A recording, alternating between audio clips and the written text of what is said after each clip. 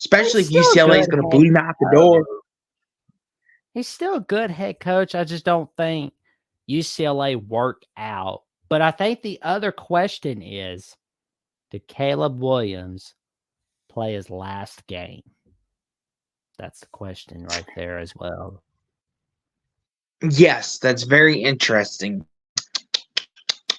I will say it's all very interesting. I, I mean,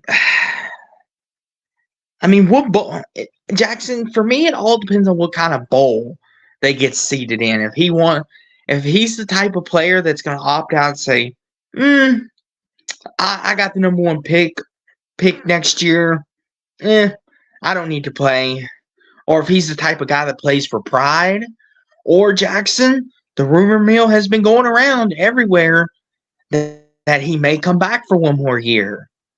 I know a lot of people aren't buying that. I know a lot of people are saying that's just him being baloney. He don't want all that talk. Well, Jackson, after a year like this, do you think he might come back one more year?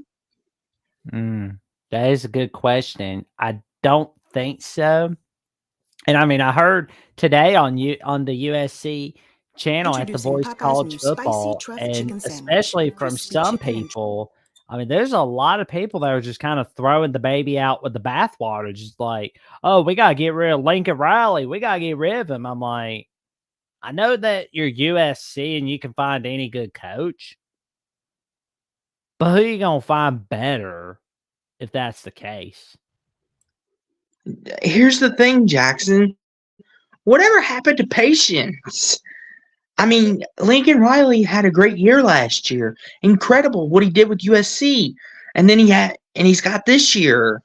It's like, I get it, you're USC and you're a blue blood and you're supposed to be contending for Pac-12 titles and playoffs, but what happened to patience, guys?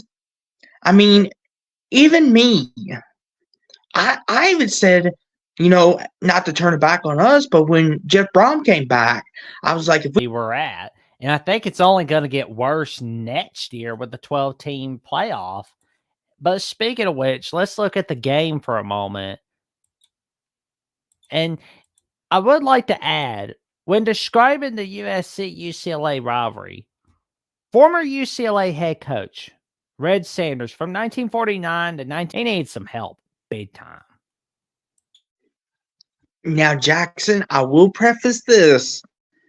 USC turned the ball over a lot today, more than they normally do. I think that was their own undoing right there. As you keep talking about UCLA, which you should, they played a great game, but USC also turned over the ball quite a bit today, and that did not help matters much. Especially Brendan Rice, who had that fumble in the first quarter, and then Caleb Williams gets picked off. Then it just kept spiraling out of control. And then eventually UCLA just pounded the rock and took it home from there. Yeah, I mean, to your point about those turnovers, UCLA didn't have any turnovers.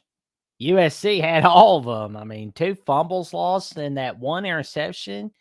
Good grief. No wonder why you lost, USC.